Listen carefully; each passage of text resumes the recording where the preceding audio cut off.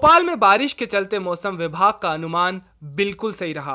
मौसम विभाग ने 24 घंटे में तेज बारिश की चेतावनी दी थी और यही देखने को भी मिला। मध्य प्रदेश की राजधानी भोपाल बारिश के पानी से तरबतर होती हुई दिखाई दी। जुलाई महीने से ही भोपाल में अच्छी बारिश नहीं हुई थी, लेकिन अब जोरदार बारिश के बाद भोपाल के रहवासियों ने राहत की सांस ली है। भोपाल से दीपक सिंह की रिपोर्ट। घटिया विधानसभा क्षेत्र के पान विहार में देश के पूर्व प्रधानमंत्री स्वर्गीय राजीव गांधी की जयंती सद्भावना दिवस के रूप में मनाई गई और सर्वप्रथम कांग्रेस कार्यकर्ताओं ने क्षेत्रीय विधायक रामलाल मालवीय के साथ स्वर्गीय राजीव गांधी की फोटो पर माल्यार्पण कर श्रद्धा सुमन अर्पित किए। वहीं विधायक मालवीय ने नगर में बनी 100 गायों की क्षमता वाली नवनिर्मित गौशाला का निरीक्षण कर गौशाला परिसर में कांग्रेसी कार्यकर्ताओं के साथ राजीव गांधी की जयंती के अवसर पर वृक्षारोपण किया। देश के पूर्व प्रधानमंत्री स्वर्गीय राजीव गांधी जी के जन्म दिवस को हम लोग सद्भावना दिवस के रूप में मना रहे हैं। राजीव गांधी जी इस देश की वो शख्सियत थे जिन्होंने युवाओं को 18 वर्ष की आयु में मतदान का अधिकार दिया, पंचायत राज का आविष्कार किया, राष्ट्रपिता महात्मा गांधी जी के सपनों को साकार किया और संचार क्रांति के रूप में इस देश में एक संचार का नया माध्यम लेकर आए थे गरीबों के मसीहा। राजीव जी के जन्म दिवस को हम लोग आज सद्भावना दिवस के रूप में मना रहे हैं। आने वाला दिन कांग्रेस का होगा और कांग्रेस राजीव जी के नाम पे जाना जाएगा। पूर्व प्रधानमंत्री और आईटी के जनक, इंफॉर्मेशन टेक्नोलॉजी के विश्व पितामह, जिन्होंने आज पूरे देश को संचार क्रांति का एक बहुत बड़ा उद्गम मार्ग बताया था, आज उनका जन्मदिन है। आज उनकी जन्म जयंती हम लोग मना रहे हैं। आज हमारे इस कार्यक्रम को हम लोगों ने हमारे निवास पर रखा। हमारे बीच में हमारे इस कार्यक्रम के सम्मानीय मुख्य अतिथि मेरे क्षेत्र के लाडले और लोकप्रिय विधायक सम्मानीय रामलाल मालवीय जी, मध्य प्रदेश युवक कांग्रेस के सचिव सम्मानीय श्री रईस मंसूरी साहब, हमारे बीच में हमारे पत्रकार महोदय सम्मानीय अनवर खान मंसूरी साहब, राहुल भाई, हमारे बीच में प्रेम जी, हमारे बीच में राजेश शारदा जी और हमारे यहाँ पर जितने भी लोग पधारे हैं उनका सबका मैं अभिवादन करता हूँ। आज हमने पुण्य स्मरण किया है उनका और इस पुण्य स्मरण के अवसर पर कांग्रेस ये संकल्प लेती है कि हम सब लोग मिलकर इस देश को आगे ले जाएं, इस प्रदेश को आगे ले जाएं, हमारे समाज को आगे ले जाएं, हमारी विधानसभा को आगे ले जाएं। हम सब भाई भाई मिलकर एक सद्भावना के रूप में इसको मनाएं, यही हमारी मंशा थी। धन्यवाद। आदिवासी समाज ने बदनावर नगर सहित ग्रामीण क्षेत्र तिलगारा, उकालापाड़ा जाबड़ा, रूपाखेड़ा सिपनिया, शालिरीपाड़ा आदि जगहों पर भादवा बीज के अवसर पर विशाल भंडारे का आयोजन किया और सुबह से ही बाबा रामदेव जी के मंदिर में भारी भीड़ देखी गई। प्रातःकाल से भजनों का दौर जो चला वो दोपहर तक चलता रहा और शाम को भंडारे में सभी जाति धर्म के लोग सम्मानित हुए, जिसके बाद देर रात बाबा रामदेव की शोभा यात्रा निकाली गई।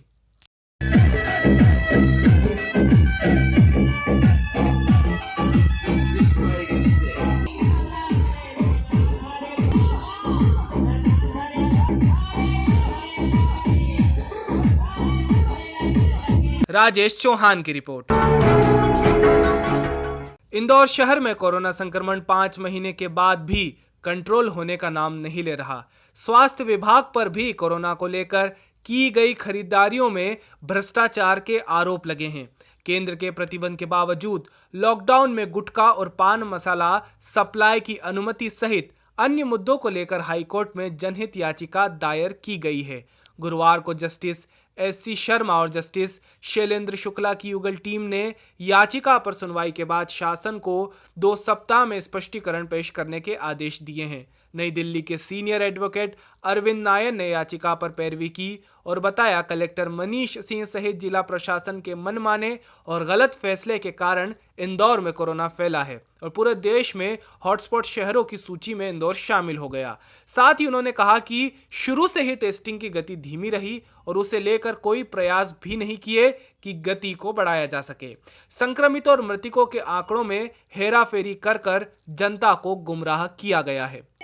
मध्य प्रदेश की माननीय उच्च न्यायालय इंदौर बेंच ने आज हम लोग की जनहित याचिका पर मध्य प्रदेश सरकार से स्पष्टीकरण मांगा है। मुद्दा ये था कि इंदौर हॉट स्पॉट रहा है कोरोना का और वहाँ पे सर्वाधिक प्रकरण पाए गए थे पॉजिटिव केसेस के। तो हमारी जनहित याचिका में कोरोना के प्रबंधन की असफलताओं की जांच, इसके अतिरिक्त जीएसटी इंटेलिजेंस यूनिट की जो भी रेड हुई थी और जिला प्रशासन इंदौर की ऊपर उंगली उठी थी कि कलेक्टर मनीष सिंह ने कई परिवहन के लिए पास जारी किए थे कोविड लॉकडाउन में, तो उसकी भी जांच की मांग करी है। और इस पे कई गंभीर अन्य प्रश्न हैं कि स्वास्थ्य सेवाओं में कहाँ पे कमी रही, खरीदी की गड़बड़ियों में क्या जिला प्रशासन ने पारदर्शिता अपनाई, स्वास्थ्य विभाग ने क्या कार्यशैली अपनाई, ये सब माननीय उच्च न्यायालय के समक्ष हमने उच्च स्तरीय जांच के लिए रखे हैं। और हम विश्वास करते हैं कि न्याय की जीत होगी और जनता को उसके संवैधानिक अधिकारों के तहत जो भी सुविधा बेहतर मिलनी चाहिए वो उपलब्ध होगी। आज माननीय उच्च न्यायालय खंडपीठ इंदौर के समक्ष एक जनहित याचिका पर सुनवाई हुई जो भोपाल के आरटीआई एक्टिविस्ट अजय दुबे जी द्वारा प्रस्तुत की गई है। हमारी ओर से याचिकाकर्ता का पक्ष रखने के लिए दिल्ली के सीनियर एडवोकेट श्री अरविंद नायर जी, सुमेर सोडी जी, अमन जी और उपासना चंद्रशेखरन जी मौजूद थे।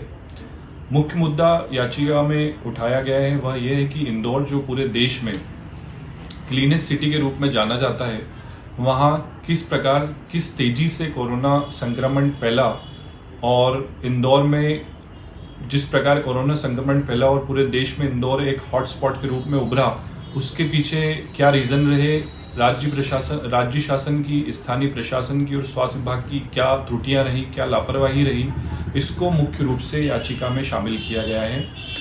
जो हमने याचिका में मुख्य जो मुद्दे उठाए हैं उसमें से प्रमुख रूप से इंदौर के अंदर सैंपल कलेक्शन की धीमी गति जो स्थानीय प्रशासन की एक बहुत महत्वपूर्ण त्रुटि रही, जिसके कारण इंदौर में तेजी से संक्रमण फैला। दूसरा, स्थानीय प्रशासन और स्वास्थ्य विभाग द्वारा कोरोना से संक्रमित लोगों को आइसोलेशन में और क्वारंटाइन सेंटर में चिकित्सकीय सुविधाएं, एडिक्वेट फैसिलिटी उनको उपलब्ध नहीं करवाई गई, इसको हमने शामिल किया है। इसके अलावा जैसा आपको पता है कि WHO और भारत सरकार द्वारा समय समय पर स्वास्थ्य मंत्रालय से निर्देश देते रहे। चांद के दीदार के साथ इस्लामी हिजरी साल 1442 शुरू हुआ।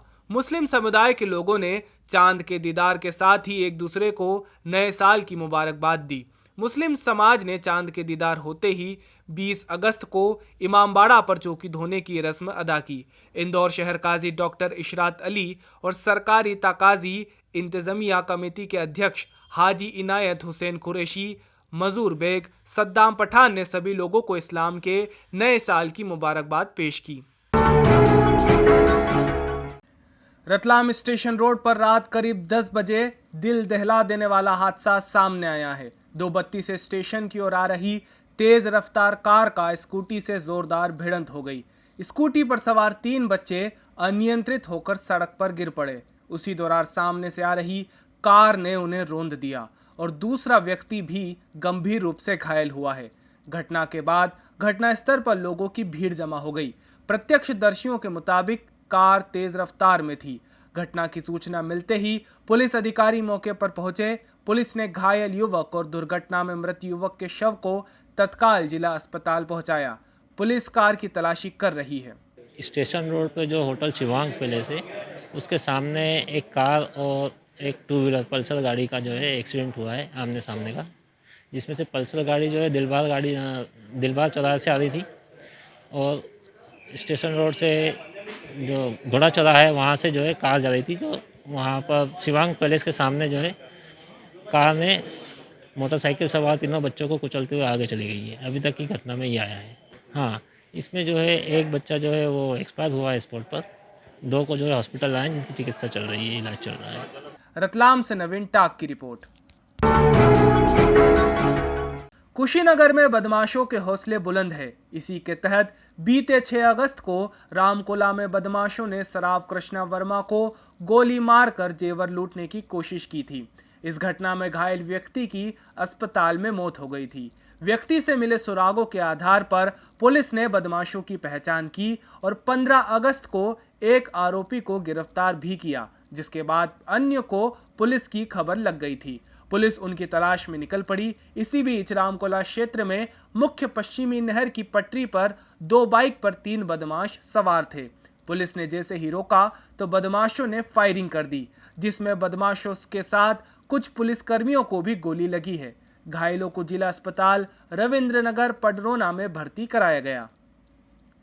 ये आपको पता होगा 6 अगस्त को एक सर्राफ के साथ उसको लूटने के प्रयास में गोलियां मारी गई थी उसे, और उस घटना का पर्दाफाश तो हो गया था।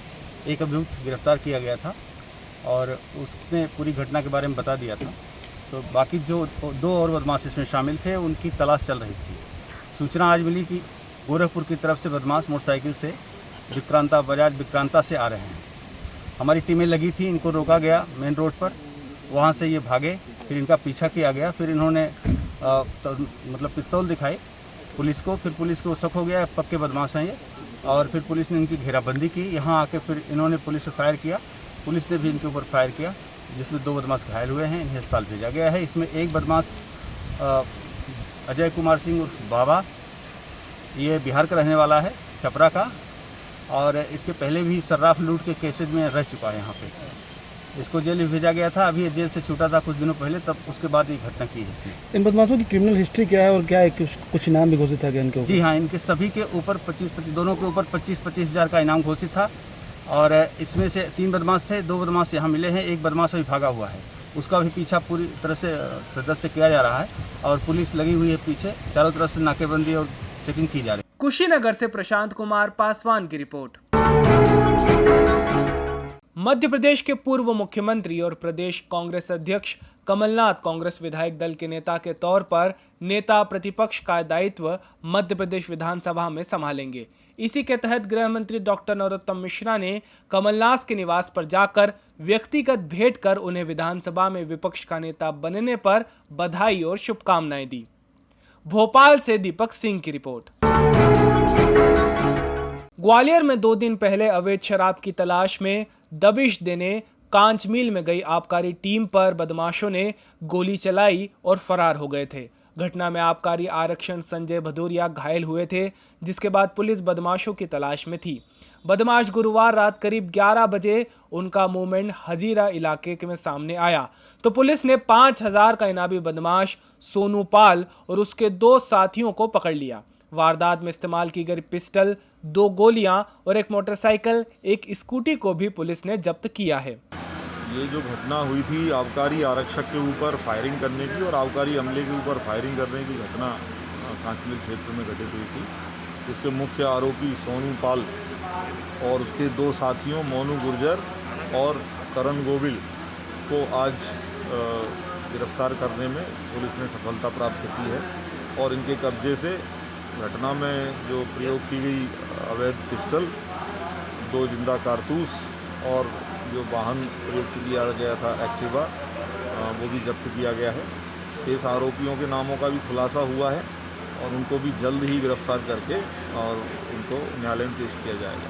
उसके विरुद्ध तकरीबन 22 मामले पूर्व में दर्ज हैं। इसके विरुद्ध जिला बदर की कार्रवाई भी पूर्व में की गई थी और पुनः इस पे हम कड़ी से कड़ी कार्रवाई करने जा रहे हैं। ग्वालियर से ओमपाल कोरब की रिपोर्ट।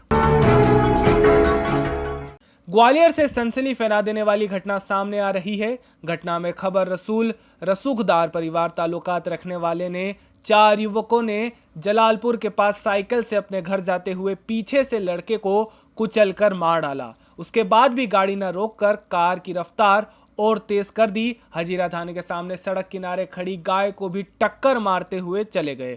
उन लोगों की हरकतों को देखकर पुलिस ने घेराबंदी कर सुभाष नगर चौराहे पर गाड़ी रोकने की कोशिश की तो कार चालक ने एसएसआई पर कार चढ़ाने की कोशिश की। कार को बेकाबू देखकर पुलिस ने हवा में फायरिंग की और कार सवार को काबू में किया। कार कांग्रेसी नेता की बताई जा रही है। पुलिस ने आरोपी सहित गाड़ी को भी अपने गिरफ्त में ले लिया है।